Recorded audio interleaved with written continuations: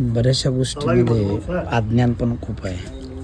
म्हशीची धार किंवा गाईची धार डिलिव्हरी झाल्यानंतर किती तासात काढावी? सगळ्यात महत्त्वाचं काय, 2 ते 4 तासाच्या दरम्यान, कमीत कमी 2 तास, जास्तीत जास्त 4 तास याच्या आत जर तुम्ही प्रत्येकानं जर आपण धार काढली तर 100% त्या जनावराची जार पडायला मदत होते. म्हणजे 4 तासाच्या आत जार पडायच्या आत जर धार काढली तरच आपल्याला चांगला याचा रिझल्ट मिळतो.